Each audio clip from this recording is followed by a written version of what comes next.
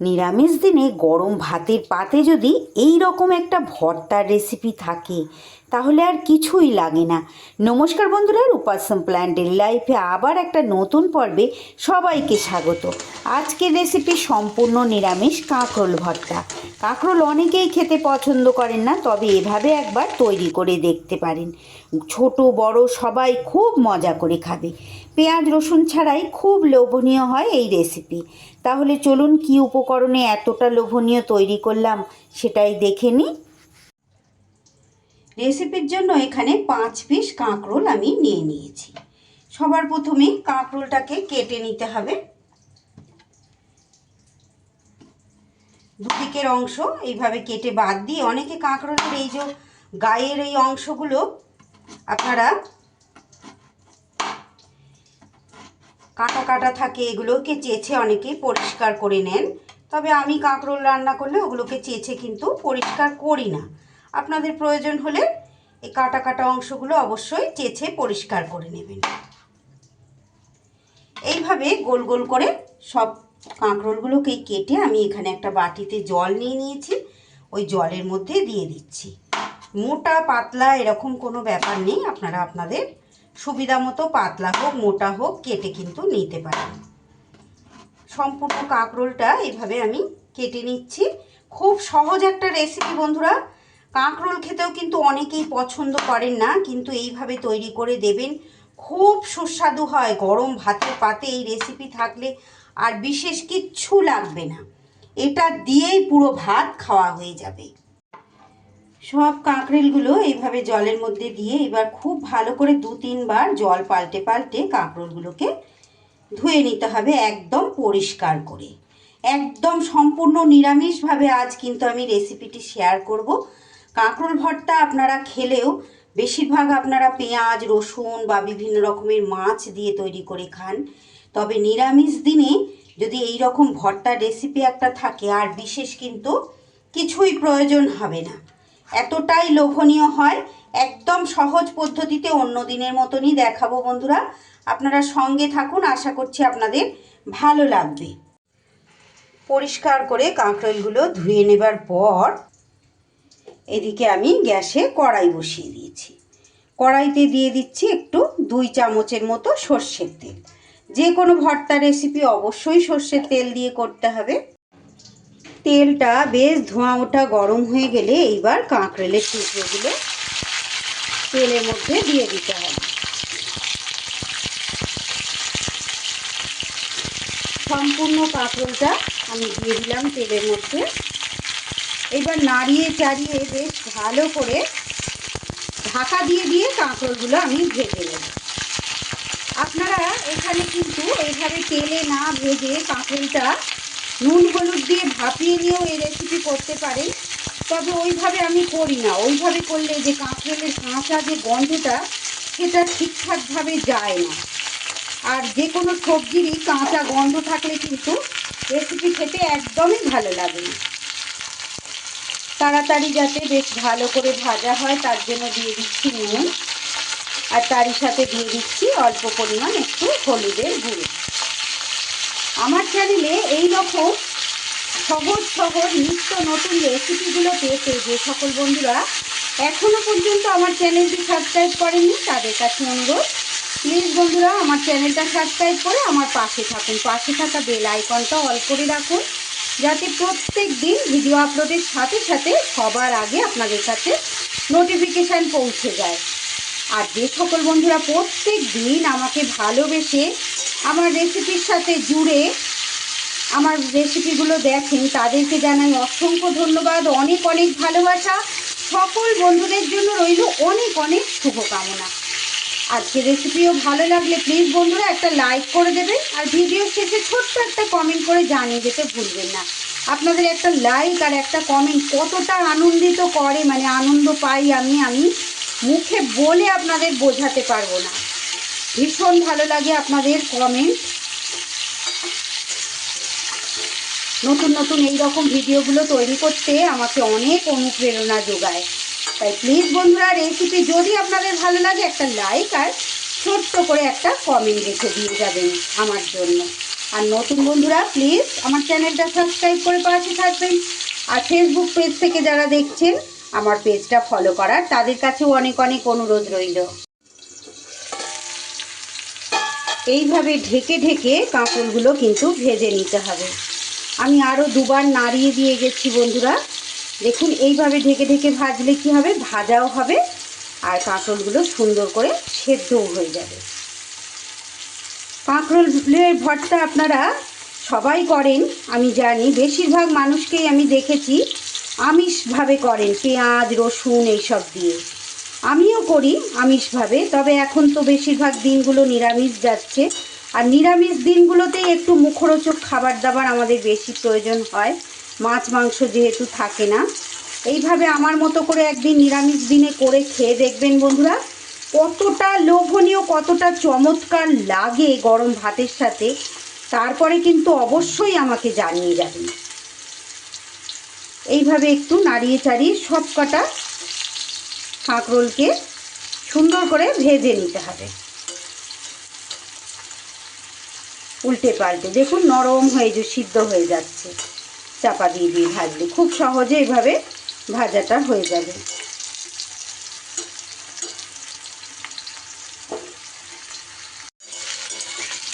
সুন্দর মতো করে ভাজা আমার হয়ে গেছে।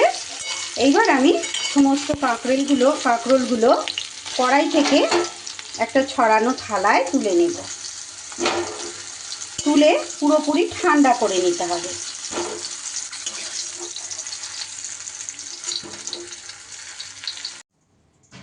কাঁকরোলটা ওদিকে ঠান্ডা হতে হতে মিক্সির ছোট বাটিতে আমি এখানে নিয়ে নিচ্ছি ছোট চামচের 1 চামচ কালো সর্ষে, আর ওই চামচেরই 1 চামচ নিয়ে নিচ্ছি সাদা সর্ষে। নিয়ে নিচ্ছি স্বাদ অনুযায়ী কাঁচা লঙ্কা। যে কোনো ভর্তা রেসিপিতে একটু তো ঝাল ঝাল ভালো লাগে, তাই আমার স্বাদ অনুযায়ী নিলাম। আর নিয়ে নেব এখানে দেখুন কেটে রাখা নারকেল কিছুটা। অবশ্যই এই নারকেলটা দেওয়ার চেষ্টা করবেন। এইরকম কুচনো নারকেল যদি আপনাদের কাছে না থাকে তাহলে কোড়ানো নারকেলও কিন্তু দিতে পারেন। আমি না কুড়িয়ে এইভাবে মিক্সিতে পেস্ট করে দিয়ে দেব। অল্প একটু জল দিয়ে দিলাম, সামান্য একটু নুন দিয়ে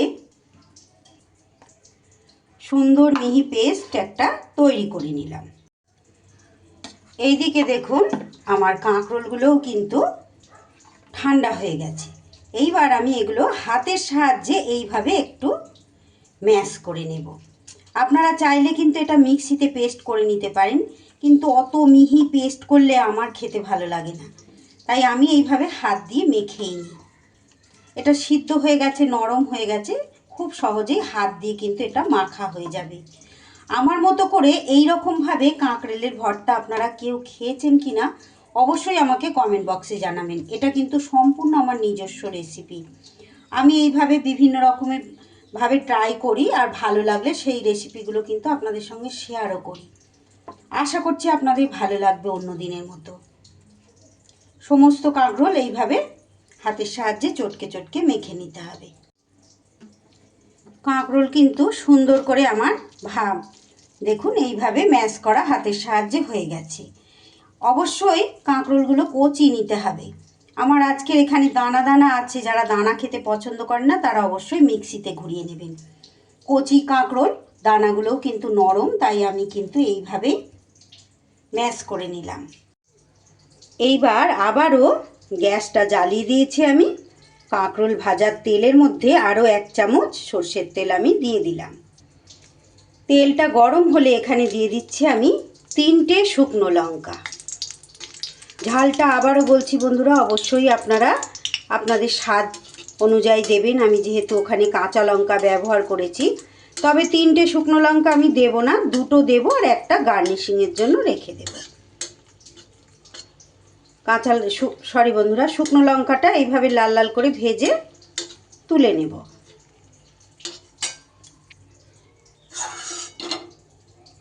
এইবার এই তেলের মধ্যেই দেখুন ফোড়নে দিয়ে দিচ্ছি 1/2 চামচ কালো জিরে। কালো জিরেটা অবশ্যই একটু পরিমাণটা বেশি দেবেন, খেতে বেশ ভালো লাগবে।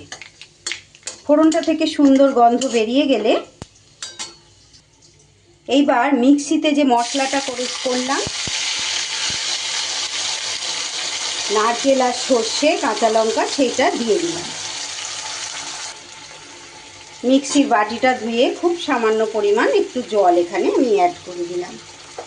এই যে নারকেল আর এই সর্ষের ঝাঁঝ, কাঁচা লঙ্কার ঝাল সব মিলেমিশে এত লোভনীয় হয় বন্ধুরা, কি বলবো, একদিন বানিয়ে দেখবেন।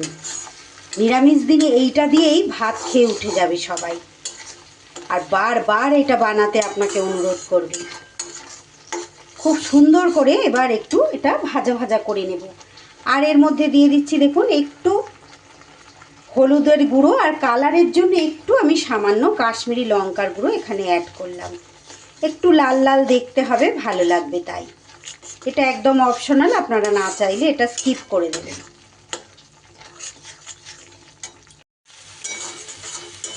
মিনিট দুয়েক এইভাবে নাড়িয়ে চাড়িয়ে বেশ সুন্দর করে শুকনো শুকনো করে একটু ভাজা ভাজা করে নিতে হবে নারকেল সর্ষেটা।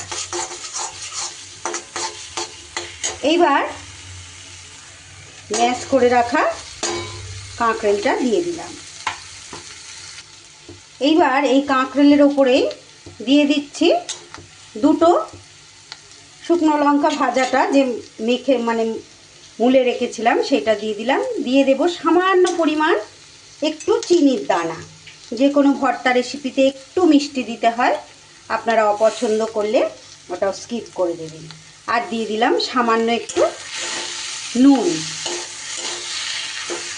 এইবার সব কিছু খুব সুন্দর করে একটু কড়াইতে নেড়ে নেড়ে ভাজা ভাজা করে নিতে হবে। কতটা লোভনীয় দেখতে হয়েছে এইবার দেখে নিশ্চয়ই আপনারা বুঝতে পারছেন। খেতেও খুব দুর্দান্ত স্বাদ হবে।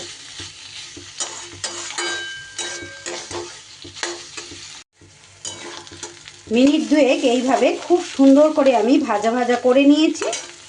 এইবার সব শেষে দিয়ে দিতে হবে ওপর থেকে ধনেপাতা কুচি।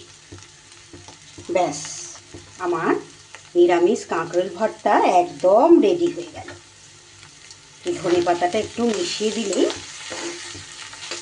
হয়ে যাবে। রেসিপিটি তাহলে আপনাদের কেমন লাগলো বন্ধুরা? ভালো যদি লাগে অবশ্যই এইভাবে বাড়িতে একবার ট্রাই করবেন। বন্ধু বান্ধব সকলের মাঝে ভিডিওটা শেয়ার করে আমার ভিডিও অনেক দূর পর্যন্ত এগিয়ে নিয়ে যেতে সাহায্য করবেন। একটা লাইক আর ছোট্ট করে একটা কমেন্ট করে জানিয়ে যেতে ভুলবেন না আপনাদের কেমন লাগলো। আর যারা এখনও চ্যানেলটি সাবস্ক্রাইব করেননি, আমার চ্যানেলটা সাবস্ক্রাইব করে আমার পাশে থেকে যাবেন। একটা পাত্রে আমি সার্ভ করে দিয়েছি। এইবার ওপর থেকে আরও একটু সর্ষের তেল এইভাবে ছড়িয়ে দিলাম। এইবার গরম গরম ভাত দিয়ে দেখুন সার্ভ করে দিলাম। আজকের মতো তাহলে বিদায় নিচ্ছি বন্ধুরা। আবারও দেখা হচ্ছে আগামী দিন নতুন কোনো রেসিপির সাথে। ততক্ষণ আপনারা সবাই খুব ভালো থাকুন, সুস্থ থাকুন। সকলকে অসংখ্য অসংখ্য ধন্যবাদ পুরো রেসিপি আমার সঙ্গে দেখার জন্য।